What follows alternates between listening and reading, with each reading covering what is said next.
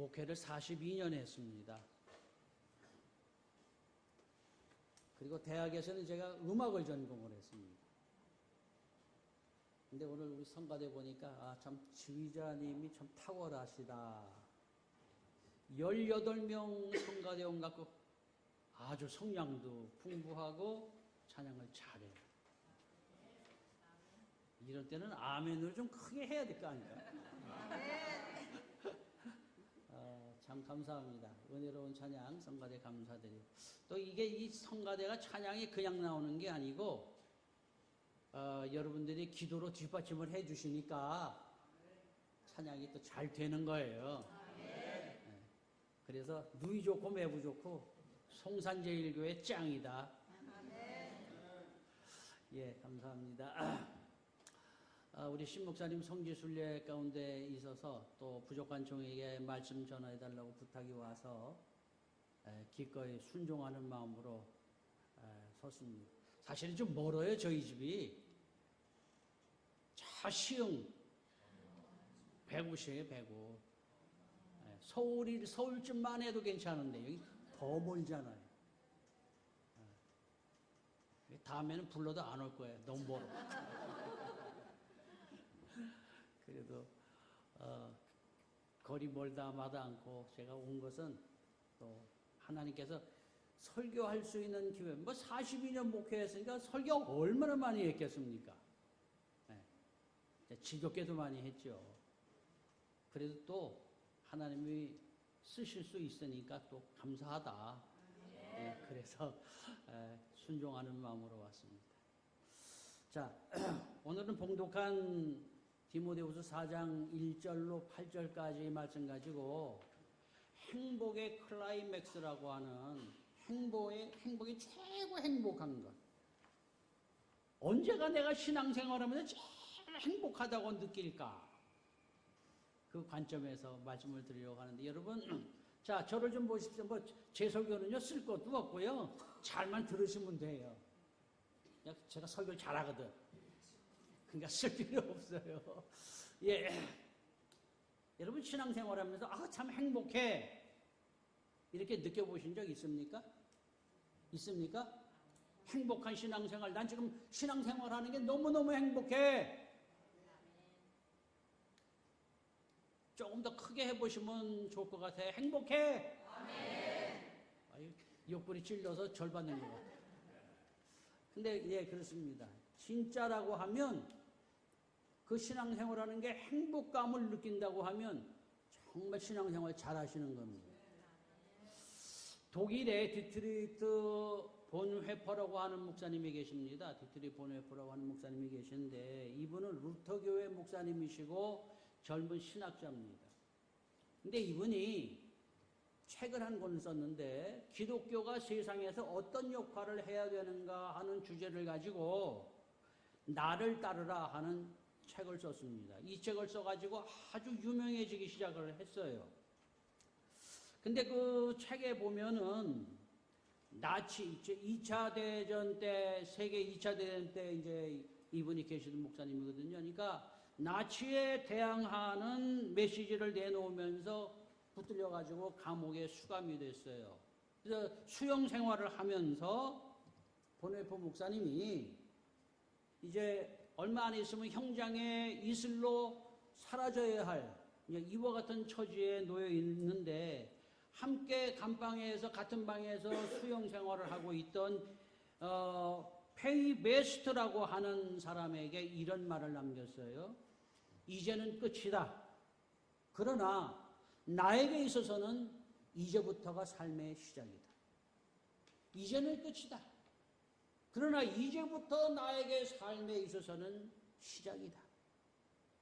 그리고 아주 여러분 유명한 순교자가 됐거든요. 그 옆에 있는 나라 덴마크의 철학자 키에그 캐롤이라고 하는 사람이 있는데, 이분은 이런 말을 했어요. 인생은 뒤를 돌아보아야 앞을 볼 수 있고, 앞을 보아야 살아갈 수가 있다. 뒤를 보아야 앞을 볼 수가 있고, 앞을 보아야 지금 내가 살아갈 수 있다. 그런 말을 했어요. 자, 여러분 이력서라고 하는 거 아시죠? 이력서. 이력서가 뭔가요? 이력서. 이력서 한 번씩은 써보셨죠, 이력서. 근데 이력서는 자기의 과거를 써놓는 거예요. 자기의 과거, 그러니까 이력서를 보면 그 사람의 과거가 어떤지를 알 수 있는 게 이력서입니다. 그러니까 이력서 안 써본 사람은 몰라. 그런데 여러분, 이 이력서라고 하는 것이 과거를 보는 것이 절대로 미래를 보는 것은 아니잖아요. 그 사람이 과거를 어떻게 살아왔나, 현재를 유추해 볼 수 있는 거는 그 사람의 이력을 보면, 아, 지금 이 사람이 이런 거구나, 그래서 이렇구나 하고 결론을 내릴 수 있다고 하는 것이죠. 흔히 우리들이 말하기를 과거를 보아야 그 사람을 안다 하는 말을 하기도 하지요. 그렇습니다. 그러나 여러분, 과거만을 보아서는 앞으로 살아갈 수가 없어요. 앞으로 살아가기, 지금 내가 앞으로 살아가기 위해서는 과거를 반추 삼아서 앞을 보고 살아가는 것, 그래야 전진적이고 도전적인 삶을 살아갈 수가 있는 거예요. 이건 뭐 여러분, 이게 나이 젊은 사람들에게만 해당되는 말이 아니라 저를 비롯해서 이 자리에 연세 많으신 분들도 계신데, 여러분들이 지금 내가 과거에 어떻게 살아왔나 하는 것을 반드시 그 이력을 한번 생각해 보셔야 돼요. 그거 안 하면 여러분, 그분은 꼰대 되고 말아요. 여러분, 꼰대가 뭔지 아시죠? 꼰대. 예. 꼰대가 되는 거예요. 그러니까 꼰대가 안 되려면 내 과거의 삶을 바라보는데, 자, 내 과거의 삶을 바라보면 뭐가 보이나요? 뭐가 보여요? 뭐가 보여요? 잘하고 못하고 하는 것이 다 보인단 말이죠. 근데 잘한 것은 기억하지 말고, 잘한 것을 기억하면 뭐가 되느냐? 나 때는 하는 말이 나와. 그거 보지 말고 뭘 보느냐? 잘못된 걸 보는 거야. 잘못된 것을 보고, 그리고 내가 앞으로는 그러면 이렇게 살아야 되겠다 하는 미래의 계획을 세워가지고 오늘을 살아가는 거. 그게 여러분 지혜자고 잘 사는 거예요. 할렐루야. 제가 목회할 때 저희 교회에 한 청년 집사님이 있었습니다. 총각 집사인데, 이분이 병원에 입원을 했어요. 어느 날 갑자기 병원에 신방을 좀 와달라고 해갖고, 그래서 제가 갔는데, 이 집사님은 우리 홍남제일교회에 초등학교 6학년 때부터 출석을 하던 분인데, 공부 잘해요. 생기게도 잘생기고 시원치라고 서울대학교를 졸업하고 미국의 UCLA 대학에 가서 대학원 공부를 하고 또 스탠포드 대학에서 박사 학위도 받고 아주 유능한 청년이죠. 그리고 국내에 와서 큰 회사의 중력으로 젊은데도 중력이 됐어요. 워낙 실력이 있어서. 그래갖고 아주 유능한 실업자가 됐는데, 그런데 어느 날 갑자기 이분이 몸이 아프면서 감기가 들었는데 감기가 도대체 떠나지가 않아요. 아무리 약을 먹고 쉬어도 낫지를 않아요. 그래서 하도 이상해서 병원에 가서 검사를 해봤는데 딱 검진 결과가 나왔는데 암 3기. 젊은 사람이 그때 나이가 38. 젊은 사람이 여러분 암 3기입니다.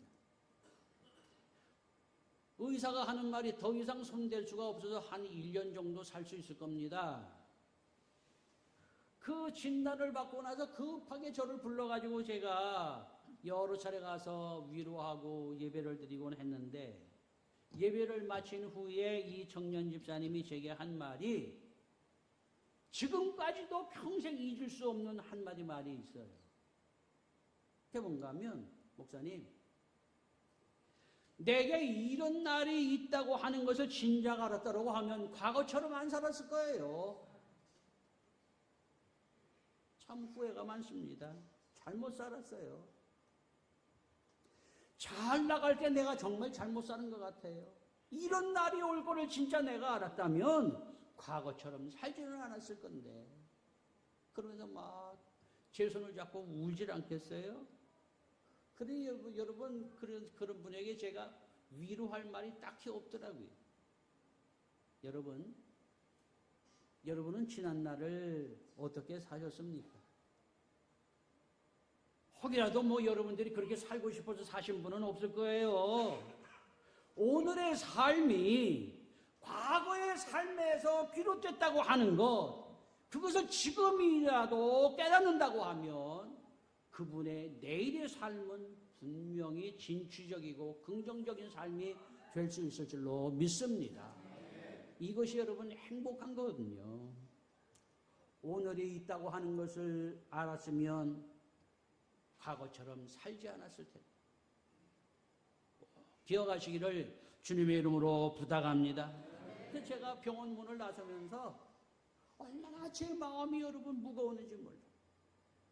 오늘이 있다고 하는 것을 알았다면 내가 과거처럼 살지 않았을 텐데. 그리고 그 얘기를 들으면서 지금까지 그걸 잊지 않아요. 그래서 매일 긴장 속에 내가 살거든. 여러분 잘 생각해 보시기 바랍니다. 내가 선택한 것은 어떤 것도 없어요. 여러분이 20년 동안 이 세상에 살면서 내가 만들고 내가 선택하고 내가 여러분 원해서 해온 것이 무엇이 하나 있겠습니까? 내가 여러분 내 부모를 선택했습니까? 내 출생 연원시를 선택했습니까? 내가 태어날 때의 환경이라든지 내가 성장할 때의 환경이라든지 여러분 그것을 내가 선택했습니까? 아니 더 나아가서 내가 죽는 그 날 그 환경 그 시간까지도 내가 선택할 수 있는 것이냐 하는 말이죠. 아니요. 그 어떤 것도 내게 주어져서 내가 받아들여서 살아가는 것이지 그 어떤 것도 내가 선택하고 내가 원해서 되어진 것은 아무것도 없다고 하는 거예요. 믿으시면 아멘. 그래서 우리가 이렇게 주어진 환경, 주어진 시간에 우리가 늘 감사하며 거기에 적응하며 살아온 것이 여기까지 왔다고 하는 것이죠. 꼭 기억하세요.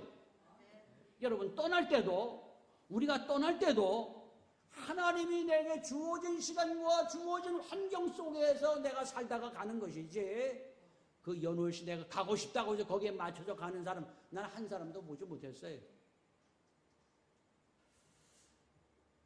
저희 집에 장모님이 계시잖아요. 근데 이 장모님이 연세가 얼마인 줄 아세요? 107세요. 107세. 네. 한 3번 돌아가실 뻔했죠. 그래서 대학병원에 응급실에 3번 실려갔댔어요. 근데 그때마다 살아났어요. 폐 심장에 여러분 이만큼 엄지손가락만큼 굵은 핏줄이 3개가 있어요. 이거 관상동맥이라고 다 막혔어요 지금. 요만큼 뚫려 있어요. 그런데 그거 갖고 사셔요. 그래서 제가 자식으로서 제일 듣기 싫은 말이 저 노인네는 왜 안 가고 그냥 오래 살아? 난 그 소리 하는 사람이면 아구통으로 한 대 때리고 싶어. 살고 싶어서 사냔 말이지.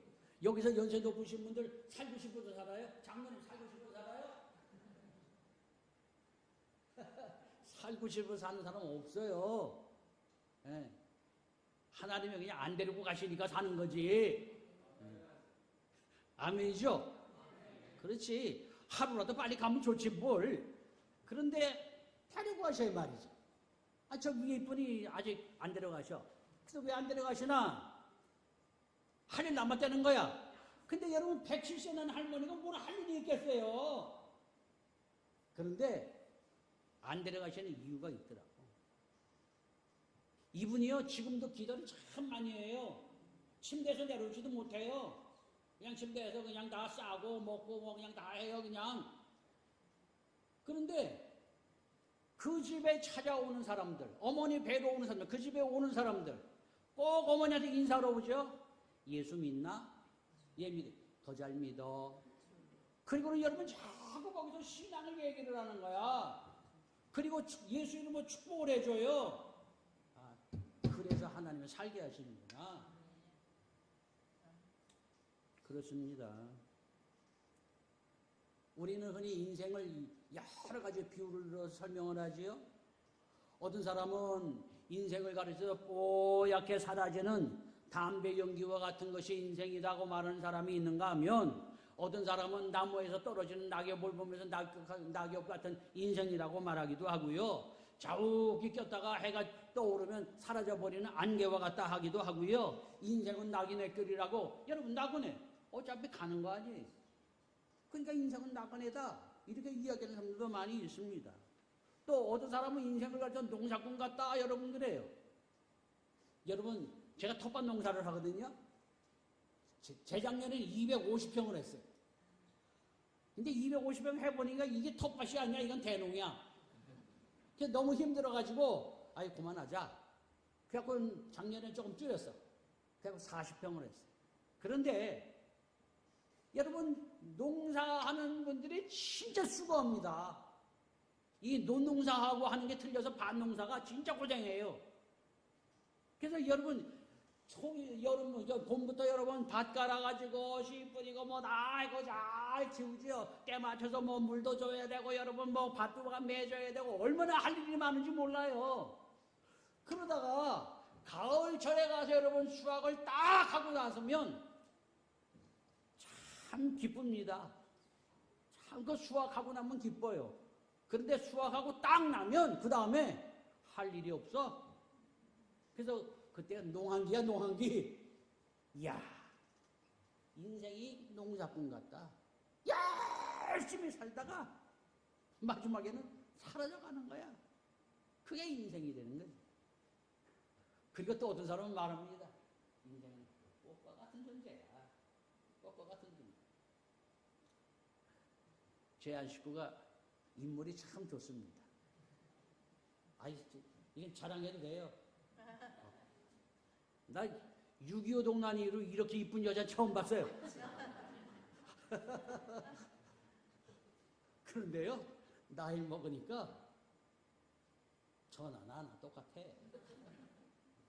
뭐 아무리 찍어바르고 갖고 마사지하고 뭐 이렇게 처진 피부 올리고 뭐 다 해도요, 이제는 옛 모습은 다 없어지고 그냥 늙은이야 그냥. 제가 꽃을 참 좋아하거든요. 한 3년 전에 저 순천에 국가정원 박람회를 갔어요. 가보신 분 계세요?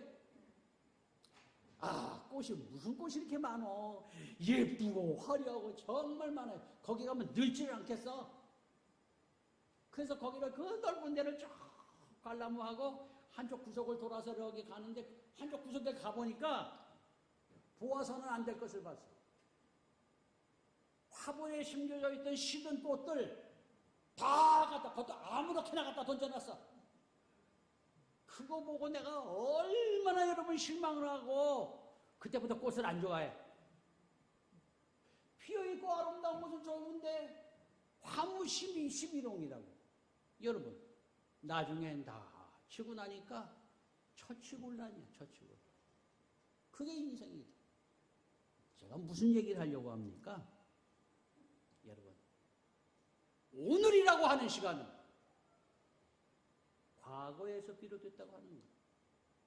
지금이 행복하든지 지금이 불행하든지 지금이 나의 삶이 어떤지 여기에 여러분 이런 결과는 과거에서부터 이력이 났다고 하는 거예요. 이것이로 인해서 지금이 왔다고 하는 거예요. 그렇기 때문에 앞으로 내가 어떻게 살아갈까? 앞으로 내가 어떠한 모습으로 내가 만들어질까 하는 것은 과거를 보며 지금 만들어야 여러분 앞으로가 진짜 행복한 삶을 살아갈 수 있는 줄 믿으시기를 바랍니다. 그게 여러분 지혜자고 그게 신앙생활 잘하는 거거든요. C.H. 다드라고 하는 철학자가 있는데 이분은 그런 말을 했어요. 과거로부터 현재를 생각하는 사람이 있는가 하면 미래로부터 현재를 생각하는 사람이 있다. 사람은 딱 두 종류라는 거예요. 과거로부터 지금을 생각하는 사람, 미래로부터 현재를 생각하는 사람. 딱 두 가지 사람인데 우리는 여러분 과거를 보고 살아가는 사람이 아니잖아요. 미래를 보고 살아가야 할 사람인데 미래를 보고 현재를 살아가려고 하면 반드시 과거로가 오는 것을 참고해요. 이거를 무시하고 이걸 빼버리면 과거는 말짱 꽝이에요. 맨날 어제나 오늘에 똑같은 삶을 사는 거예요. 그렇거든요. 오늘 본문 말씀으로 돌아가서 보면 사도 바울은 죽을 병이 든 사람이 아닙니다. 여러분 죽을 병이 들어서 오늘 이 디모데후서, 디모데전서를 여러분 쓴 게 아니거든요.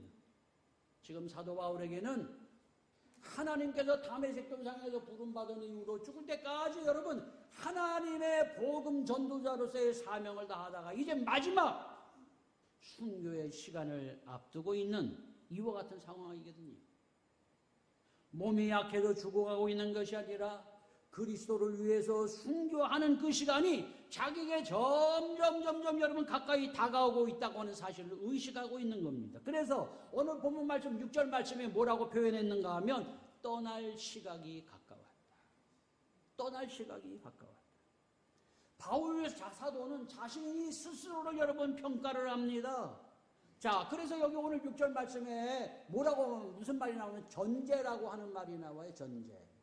이 전제라고 하는 말은 무슨 말인가 하면 여러분 하나님 앞에 제사를 드릴 때에 소나 양이나 염소를 여러분 잡아서 여러분 드려요. 그런데 그 소나 양이나 염소를 여러분 잡을 때 그 잡는 거기에다가 대야를 놓고 여러분 그 제물에 피를 받습니다. 피를 받아. 그 피를 한 대야를 받아가지고 그 피를 갖고 여러분 어디 갔냐? 하나님의 제단에다가 다 쏟아붓는 게 그게 여러분 전제야.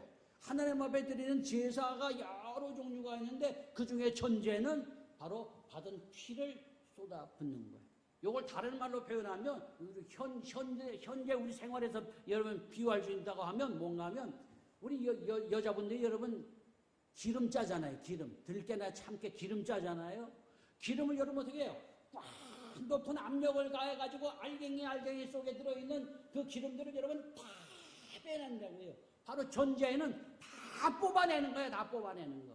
그러니까 바울 사도는 자기가 하나님 앞에 전도자로서의 삶을 살 때에 내가 할 수 있는 거 하나님이 내게 주신 역량, 내 지혜, 내 건강, 나의 모든 것을 주를 위해서 바치는데 마지막 피 한 방울까지 다 쏟아받아서 그것을 부어드리는 것처럼 기름을 몽땅 쫙 짜가지고 하나님 앞에 올려드리는 것처럼 그렇게 자기는 하나님 앞에 후회 없이 살았다.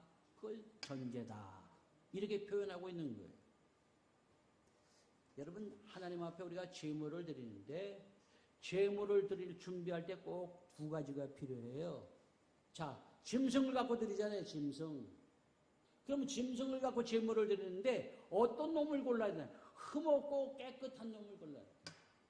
어디가 찢어지고 어디가 다치고 어디가 여러분 모자르고 그런 건 하나님 앞에 드리는 제물이 아니에요.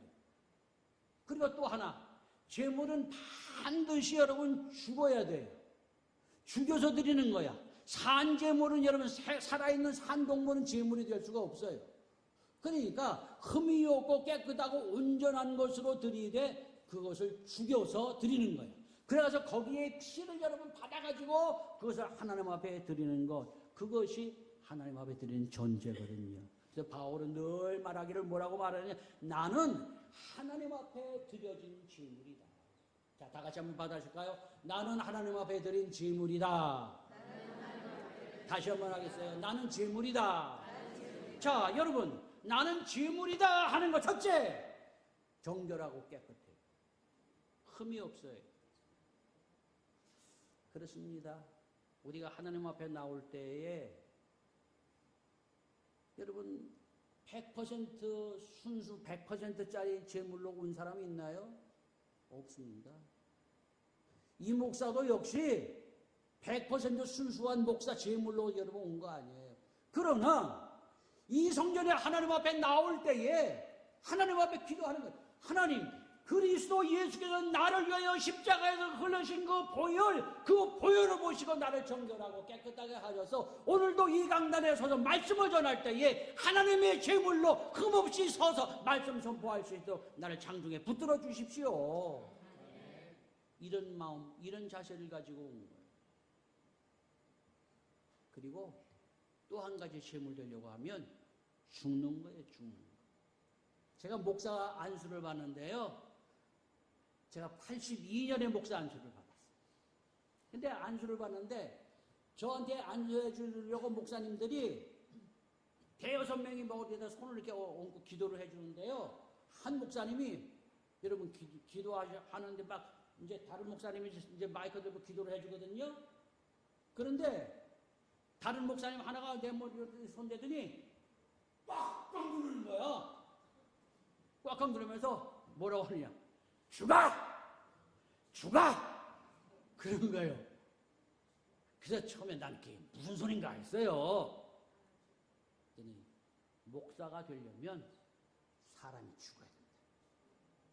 재물이 되려고 하면 죽어야 재물이 된다. 그래서 제가 이 목사 안수 제가 4월 23일 날 안수를 받았는데 꼭 그때만 되면 제가 다시 한번 기억하는 거예요. 죽어. 얼마나 죽었나? 얼마나 죽었나? 그렇습니다. 오늘 바울 사도가 자신의 일생을 돌아보면서 빌립보서 2장 17절 말씀에서 이런 말씀을 했습니다. 너희 믿음의 재물과 섬김 위에 내가 나를 전제로 드릴지라도 나는 기뻐하고 기뻐하리라. 너희가 믿음으로 하나님 앞에 봉사하는데 내가 거기에 나를 전제로 드릴지라도 나는 기뻐하고 기뻐하리라. 이보다 더 좋을 수는 없다. 이게 나의 삶의 최고의 행복이고 최고의 클라이맥스다. 여러분 바울사도 이런 신앙 고백을 해서 할렐루야. 얼마나 여러분 멋진 신앙 고백입니까? 우리가 흔히 하는 말이 있잖아요. 최고의 행복한 순간 그때 하는 말 이대로 죽어도 좋다. 이대로 죽어도 좋다. 지금 죽어도 여한이 없다. 그게 무슨 말이에요? 참 행복해. 참 행복해. 여러분 신앙생활은 이렇게 해야 되지 않겠습니까? 매일 찬송하고 섬기며 여러분 그리스도를 따라 사는 삶 속에서 스스로가 여러분 평가해 보는 거야. 난 참 행복해. 나는 행복해. 스스로의 평가뿐만 아니라 여러분 하나님 앞에 이런 신앙 고백과 간증이 여러분의 삶 속에 늘 흘러나오기를 주의 이름으로 축원합니다.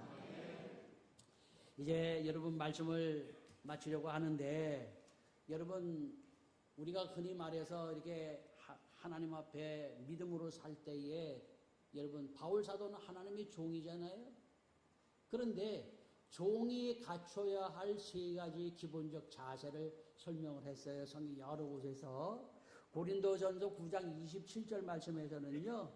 철저하게 종의 의식을 가져야 된다. 그런 이야기를 했어요.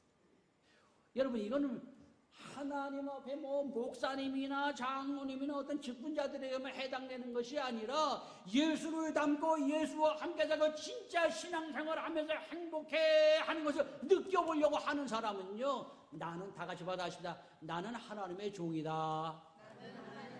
예, 여러분 종은 주인에게 철저하게 주인의 기쁨과 주인의 마음을 헤아려서 살아야 할 책임이 있는 게 종이에요. 그게 여러분 종입니다. 여러분 어떤 종이 주인을 도외시하고 주인 제껴놓고 자기 마음대로 하는 사람이 어디 있어요? 그랬다가 여러분 파면이야. 큰일 나. 그러니까 철저하게 종의 의식을 가지고 여러분 주인의 기쁨을 위해서 살려고 하는 이런 의식을 가지고 신앙생활을 해나가야 되겠다. 그 다음에 또 하나는 군인 의식을 가지고 살아야 된다는 거예요. 군인 의식을. 그래서 디모데후서 2장 4절 말씀에 그런 말씀을 했어요. 병사로 복무하는 사람은 자기 생활에 얽매이는 사람이 하나도 없나니 이는 병사로 모집한 사람을 기쁘시게 하려 함이라 그랬어요. 나를 병사로 모집한 그 사람의 기쁨을 위해서 내가 살아가는 것. 내 마음대로 사는 것이 아니죠. 여러분 용병은요, 부름받은 군인은요, 자기 목숨을 자기 상관한테 다 내준 사람이야 이미.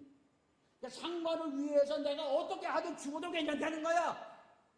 그 상관의 명령이라면 여러분 내가 기꺼이 죽음까지도 받아들일 수 있다고 생각하고 여러분 사는 것이 용병 군인이라고 하는 거예요. 그러니까 철저하게 종이라든지 군인이라든지 여러분 자기 윗사람의 기쁨과 윗사람의 부르심을 위해서 기꺼이 살아드리는 것, 이것이 종이요 군인이라고 하는 것이죠. 그리고 마지막 하나 여러분도 말씀드리겠습니다. 마지막 하나는 뭔가 하면 어떤 자세를 가지고 살아야 되냐면 경기자로서의 의식이 필요하다. 이걸 다른 말로 하면 프로 근성이 있어야 된다고 하는 거예요. 자, 이번에 아시안 게임을 했어요. 근데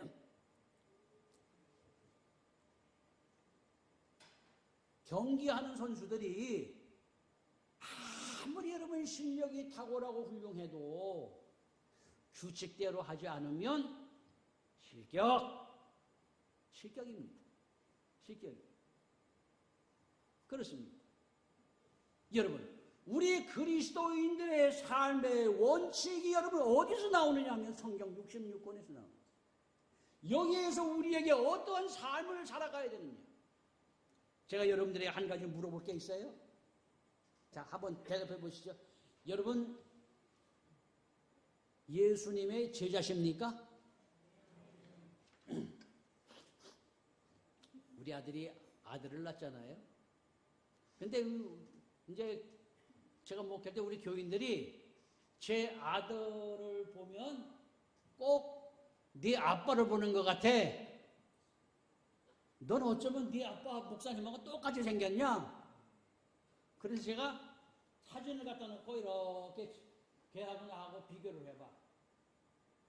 내가 보기에도 너무 똑같아. 너무 똑같아요. 그런데 얘가 아들을 낳았어요. 이 아들놈이 지 애비하고 똑같아. 그러니까 이 아들놈이 이 아들 손주가 누구하고 똑같을까? 누구하고 똑같아? 해리비하고 똑같아. 그래서 이번에 돌잔치를 했거든요. 사진을 찍느라고 이제 앞에 나가 섰어요. 그래갖고 이쪽이 가운데는 주인공인 손주가 서고 이쪽에는 애비가 서고 이쪽에 해리비가 서고 이렇게 해서 여러분 셋이 딱 섰어요. 사람들이 깔깔깔깔깔깔 대거든. 여러분, 제자가 뭡니까? 제자가 뭡니까? 장로님, 제자가 뭐예요?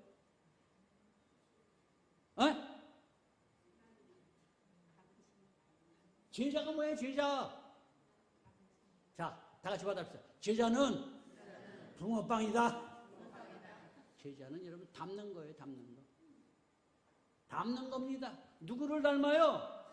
예수 그리스도를 닮는 거야. 예수 그리스도를. 여러분 성경책 백날 첫날 만날 여러분 끼고 다닌다고 제자 되는 게 아니야. 자, 요꼴이 묻어서 10년 놔두면 뭐가 될까? 뭐가 돼요? 썩어요? 10년 묻어두면 뭐가 될까? 사람 머리카락 10년 썩어도 묻어두면 뭐가 될까? 고장이 있어요. 10년 100년 요꼴이 묻어놔도 호랭이 꼴이 안 돼요. 그냥 요꼴이에요. 여러분 무슨 얘기냐? 껍데기만 가지고 예수 믿는 사람 척내지 말고.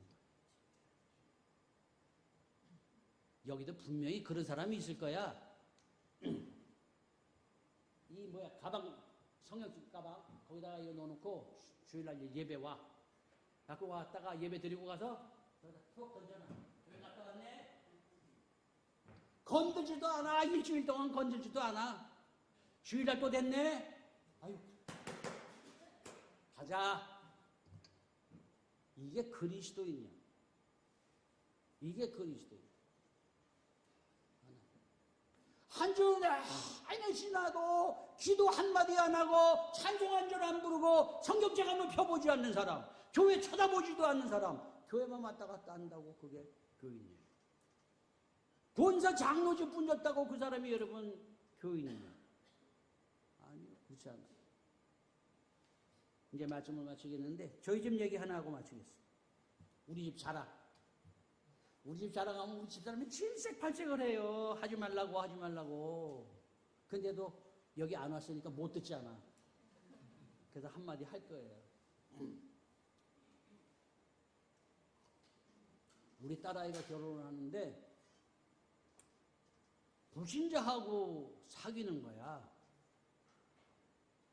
불교쟁이는 하는데 불신자하고 사귀는 거야. 그래갖고는 아빠 허락해 주세요. 내가 허락하겠어요 그거? 반푼 수도 없지? 안 돼. 그럼 어떻게 하면 되겠냐? 뭘 어떻게 예수 믿어야지. 예수 믿고 적어도 세례까지 받아야 그래 아빠가 허락을 하지. 아, 내가 언제 뭐 그 사람 뭐 집사가 되라 그랬냐, 장로가 되라 그랬냐? 아니야, 안 돼. 넌 그 기본인데 그거 몰라? 그래갖고 그러면 좋다. 그래갖고 결혼할 양 여러분 우리 사위가 예수를 믿었어. 딱 신앙생활을 하는데 그때부터 철저하게 하는 거야.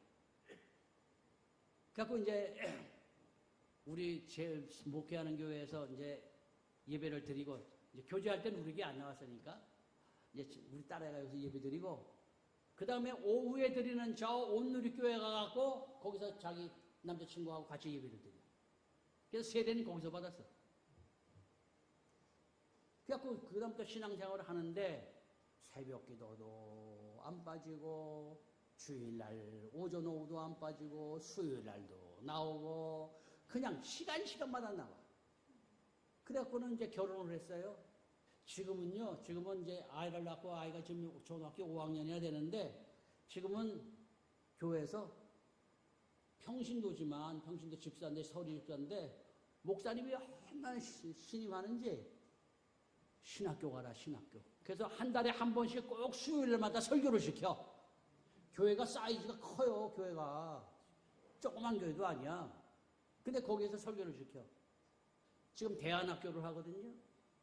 근데 목사인 이 장인이 평가할 때에 너무너무 신앙생활하는 게 예뻐. 이건 어디 가서도 자랑하고 어디 가서도 본받으라고 이야기하고 싶어. 그러니까 이제 우리 딸아이가 하는 말이 있습니다.